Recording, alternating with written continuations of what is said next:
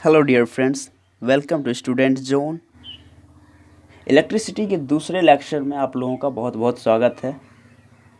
ये video series हम उन दोस्तों के लिए लेके आ रहे हैं जिनका साइंस बेसिक कंसेप्ट जो है उन्हें नहीं मिल पाया, तो हम उन लोगों के लिए ये लेके आए हैं।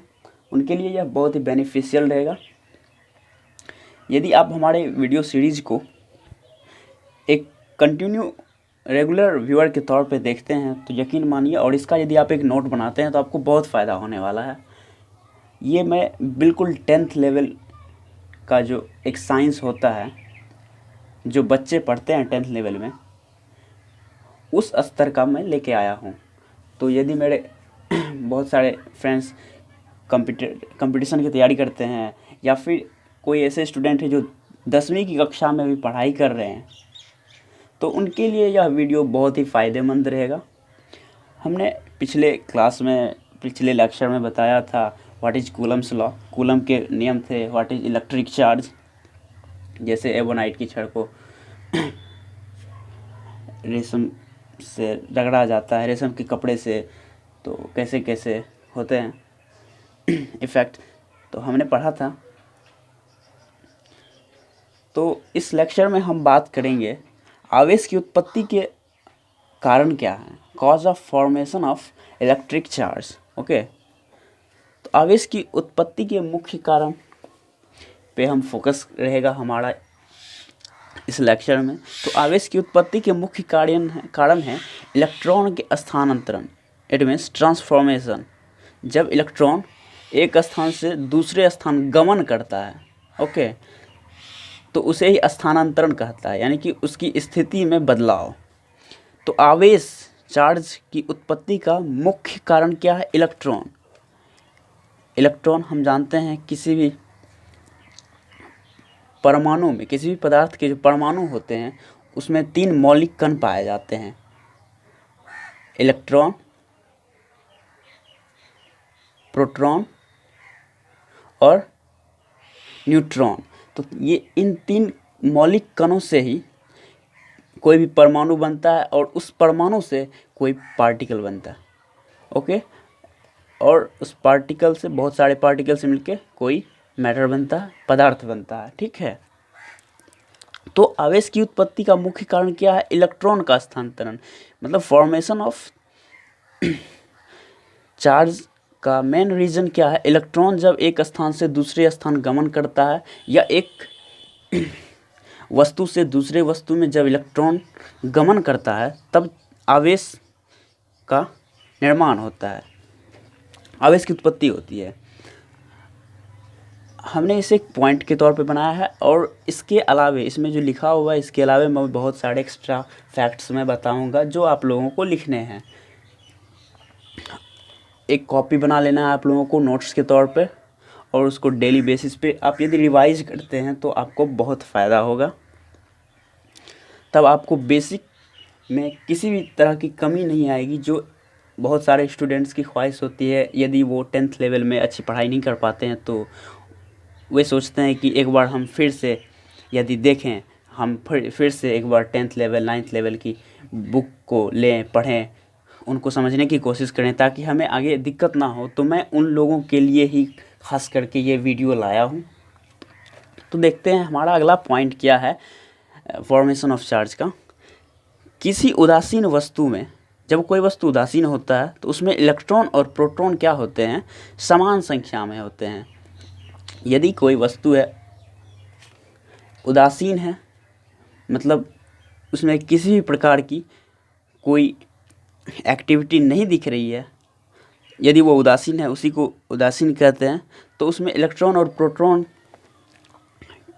मतलब नंबर ऑफ इलेक्ट्रॉन और नंबर ऑफ प्रोटॉन जो होते हैं इक्वल होते हैं। ओके, नाभिकीय बल, नाभिकीय बल एक पॉइंट है, मैं इसे डिफाइन करूँगा आगे। नाभिकीय बल द्वारा प्रोटॉन काफ़ी मजबूती से बंधे होते हैं, जबकि इलेक्ट्रॉन के बीच अट्रैक्शन फोर्स, आकर्षण बल कमज़ोर होता है। अब समझ लेते हैं कैसे। नाभिकीय बल की बात जैसे आती है, तो कोई यदि परमाणु है, सपोज करते हैं ये एक परमाणु है, परमाणु का ये नाभिक हम मान लेते हैं, परमाणु का ये नाभिक है। तो हमें पता होना चाहिए कि परमाणु के नाभिक में यहाँ पे प्रोटॉन और न्यूट्रॉन रहते हैं, प्रोटॉन और परमाणु के नाभिक में प्रोटॉन और न्यूट्रॉन रहते हैं, जबकि इलेक्ट्रॉन इस ऑर्बिट में नाभिक के बाहरी कक्षा में ऑर्बिट में मूव करते रहते हैं, यहाँ पे इलेक्ट्रॉन। ओके, तो हमने जान लिया कि एक परमाणु के नाभिक में क्या रहता है और उसके चारों तरफ इलेक्ट्रॉन रहते हैं। तो ये एक नाभिक है और यहाँ पर नाभिकीय बल कार्य करता है, यहीं पे नाभिकीय बल करता है। इसका मतलब क्या हुआ कि किसी भी चीज़ का सेंटर जैसे होता है, जैसे पृथ्वी है तो इसका भी एक सेंटर है जहाँ पे ग्रेविटी जो होता है काम करता है, जहाँ से ग्रेविटी, उसी तरह नाभिक यदि एक परमाणु है तो उसका भी एक नाभिक है, ऑर्बिट है, सेंटर है। ओके, तो इस ऑर्बिट से इस प्रोटॉन और न्यूट्रॉन की दूरी को यदि देखते हैं और इलेक्ट्रॉन की दूरी देखते हैं तो प्रोटॉन और न्यूट्रॉन का जो डिस्टेंस होता है इलेक्ट्रॉन के डिस्टेंस से कम होता है, जिसकी वजह से क्या होता है, यहाँ पे नाभिकीय बल कार्य करता है। मतलब नाभिकीय बल जो होते हैं प्रोटॉन और न्यूट्रॉन को काफ़ी मजबूती से जकड़े रहते हैं, जबकि इलेक्ट्रॉन कुछ दूरी पर होने के कारण नाभिकीय बल इसकी अपेक्षा, प्रोटॉन और न्यूट्रॉन की अपेक्षा थोड़ा कमज़ोर होता है इलेक्ट्रॉन पर नाभिकीय बल। तो हम आगे देखते हैं क्या है। अट्रैक्शन फोर्स कमज़ोर होता है, हमने आपको बताया जब एक वस्तु को दूसरे वस्तु के साथ रगड़ा जाता है। अब बात आती है घर्षण की। घर्षण किसे कहा जाता है? जब एक वस्तु की सतह पर किसी दूसरे वस्तु को रगड़ा जाता है तब घर्षण की उत्पत्ति होती है।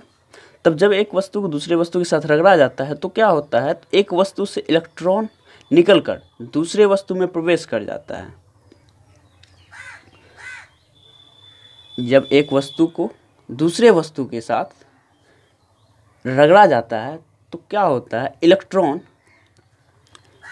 एक वस्तु से निकलकर दूसरे वस्तु में प्रवेश कर जाता है। ऐसा क्यों होता है? नाभिकीय बल कमज़ोर होने के कारण, क्योंकि प्रोटॉन और न्यूट्रॉन पर नाभिकीय बल काफ़ी मजबूती से कार्य करता है, जिसकी वजह से वो अपना स्थान नहीं छोड़ पाते हैं और इलेक्ट्रॉन तो दूरी होने के कारण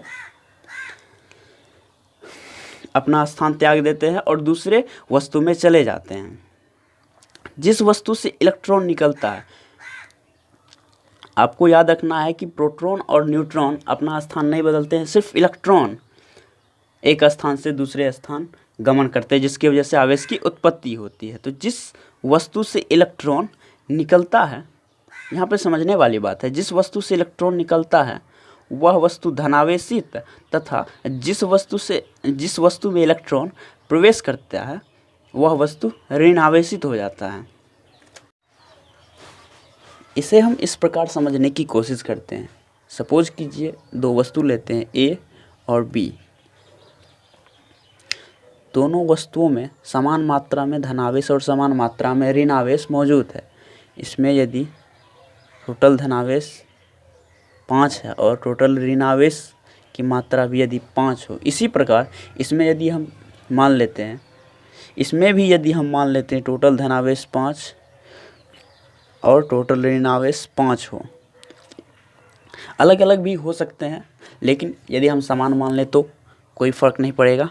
अब देखिए, जब इन दोनों वस्तुओं को रगड़ा जाएगा तो क्या होगा, इलेक्ट्रॉन हमने बताया कि एक स्थान से दूसरे स्थान गमन करता है। मतलब कि सिर्फ ये इलेक्ट्रॉन जो इन दोनों में है, या तो इसका इलेक्ट्रॉन इसमें जा सकता है रगड़ने के बाद, या इसका इसमें जा सकता है घर्षण के बाद। सपोज कीजिए हम इसका इसमें दे देते हैं, यदि घर्षण के बाद 2 इलेक्ट्रॉन इसका इसमें आ जाता है, टोटल पहले से 5 electron, total number of electron पहले से 5 और 2 electron, total number of electron 7 हो गया। अब इसकी बात करते हैं, और टोटल नंबर ऑफ प्रोटॉन इसमें कितना है, 5। इसकी बात यदि हम करें, टोटल नंबर ऑफ इलेक्ट्रॉन सिर्फ 3 और टोटल नंबर ऑफ प्रोटॉन और 5।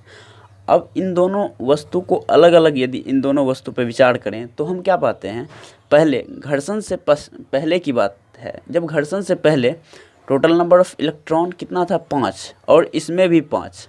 अभी क्या है, घर्षण के बाद टोटल नंबर ऑफ इलेक्ट्रॉन इसमें 7 हो चुके हैं, जबकि इसमें 3 हो चुके हैं। अर्थात घर्षण के बाद इलेक्ट्रॉन जब इसमें इस वस्तु में प्रवेश करता है तो क्या होता है, इसमें टोटल नंबर ऑफ इलेक्ट्रॉन बढ़ जाती है। इसका मतलब ये वस्तु ऋण आवेशित हो चुका है, ये वस्तु ऋण आवेशित हो चुका है।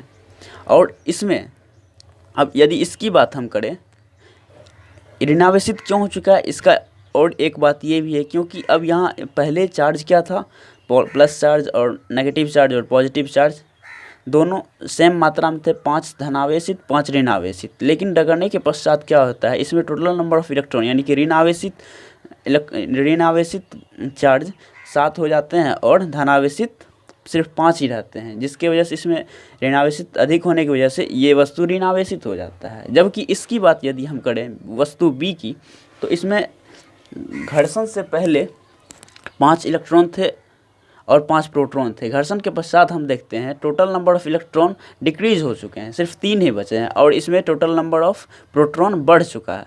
बढ़ा नहीं, इलेक्ट्रॉन निकलने की वजह से इसमें प्लस चार्जेस बढ़ गए, तो ये वस्तु धनावेशित हो जाएगी। आप लोगों को समझ में आ चुका होगा ये बात, कोई वस्तु धनावेशित और ऋणावेशित कब हो जाता है। इसीलिए जिस वस्तु से इलेक्ट्रॉन निकलते हैं वह वस्तु धनावेशित, इलेक्ट्रॉन निकलने के कारण इट मीन्स नेगेटिव चार्ज निकलेगा तो वह वस्तु क्या हो जाएगा, धनावेशित हो जाएगा। और जिस वस्तु में इलेक्ट्रॉन प्रवेश करते हैं उसमें ऋणावेश की संख्या बढ़ जाएगी, अर्थात वह वस्तु ऋण आवेशित हो जाएगा।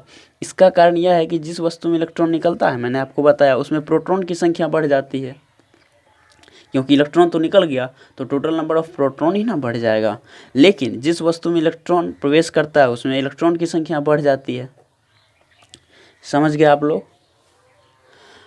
अब इसमें कुछ पॉइंट्स हैं, जैसे आवेश, चार्ज को डिनोट किया जाता है स्मॉल q से। q जब हम न्यूमेरिकल सॉल्व करेंगे तो उसमें इन सब सिंबल का बहुत यूज आएगा। ये सिर्फ माइंड में रखने की बात है, रट्टा नहीं मारना आप लोगों को। तो इस चार्ज को स्मॉल q से डिनोट किया जाता है। इसका सिस्टम ऑफ इंटरनेशनल यूनिट मतलब SI मात्रक कूलम होता है। चार्ज का SI मात्रक कूलम होता है। एक इलेक्ट्रॉन पर, जैसे एक इलेक्ट्रॉन होता है उस पर टोटल नंबर ऑफ चार्ज कितना होता है, नेगेटिव चार्ज। इलेक्ट्रॉन नेगेटिव होता है, प्रोटॉन पॉजिटिव होता है। तो यदि एक इलेक्ट्रॉन है तो उस पर टोटल नंबर ऑफ चार्ज कितना रहेगा, total number of negative charge 1.6 × 10⁻⁻19 coulomb होता है। कूलम क्यों, कूलम चार्ज का SI मात्रक कूलम है, हमने पिछले लेक्चर में आप लोगों को बताया था। अब एक और एक्स्ट्रा फैक्ट्स को देखते हैं। एक होता है इलेक्ट्रॉनिक करंट और एक होता है कन्वेंशनल करंट, मतलब इलेक्ट्रॉनिक धारा और परंपरागत धारा।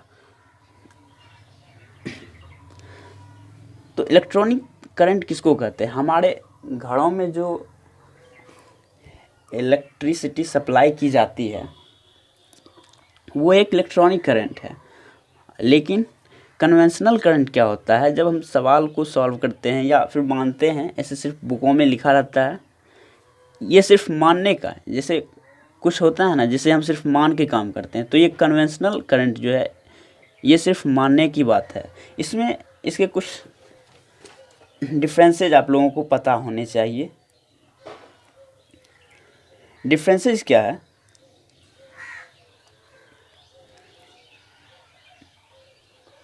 जब इन दोनों को एक वायर से जोड़ते हैं, सपोज कीजिए ये एक वस्तु है जिस पे धन आवेश है और ये एक वस्तु है जिस पे ऋण आवेश है, ठीक। यदि हम इन दोनों को, सबसे पहले हम इलेक्ट्रिक करंट की बात करेंगे। यदि इन दोनों को हम एक वायर से जोड़ देते हैं तो क्या होता है, वायर से जोड़ने के बाद इलेक्ट्रिक करंट के हिसाब से नेगेटिव चार्ज पॉजिटिव चार्ज में पॉजिटिव मतलब वायर से होकर नेगेटिव चार्ज इस वस्तु ए से बी में प्रवेश करता है, ठीक है। लेकिन कन्वेंशनल करंट के हिसाब से क्या होता है, हम वास्तविक बात ये है कि वास्तव में धारा ऋण से धन की ओर प्रवाहित होती है, जिसे इलेक्ट्रॉनिक करंट कहते हैं। लेकिन कन्वेंशनल धारा को ही आधार मानकर सारी व्याख्या की गई है बुकों में, ठीक। तो ये सिर्फ जानने की बात है, कोई इम्पोर्टेंट फैक्ट है नहीं, हमने आपको बता दी, आपके दिमाग में रहे। अर्थात धन आवेशित वस्तु को जब उच्च विभव पर तथा ऋण आवेशित, ये विभव की बात है। हम इसके बाद नेक्स्ट क्लास जो होगी, हम आप लोगों को पहले इन्फॉर्म कर देते हैं, उसमें हम विभव की बात करेंगे। विभव, इलेक्ट्रिक करंट और 2-3 एक्स्ट्रा टॉपिक्स होंगे जिसे हम अगले लेक्चर में कवर करेंगे। तो अगला लेक्चर आप हमारा देखना ना भूलें। तो अभी पहले देखते हैं धन आवेशित वस्तु को उच्च विभव पर, इसे हम उच्च विभव पर रखेंगे, और ऋण आवेशित वस्तु को निम्न विभव पर मानते हुए धारा धन से ऋण की ओर प्रवाहित होती है, जिसे हम कन्वेंशनल करंट कहते हैं। आप लोगों को ये बात अपने कॉपी में ऐसे लिखनी होगी, जब धन आवेशित वस्तु को उच्च विभव पर तथा ऋण आवेशित वस्तु को निम्न विभव पर रखते हुए धारा धन ध्रुव से ऋण ध्रुव की ओर प्रवाहित की जाती है, तो ऐसी धारा ही कन्वेंशनल करंट मतलब कन्वेंशनल धारा, परंपरागत धारा कहलाती है। उम्मीद करता हूँ आप लोगों को हमारा ये लेक्चर पसंद आया होगा। यदि आप लोगों को हमारे वीडियो सीरीज़ अच्छे लगे तो प्लीज़ हमें सपोर्ट करें, हमारे चैनल को सब्सक्राइब करें, वीडियो को लाइक और शेयर करना ना भूलें। Thanks for watching.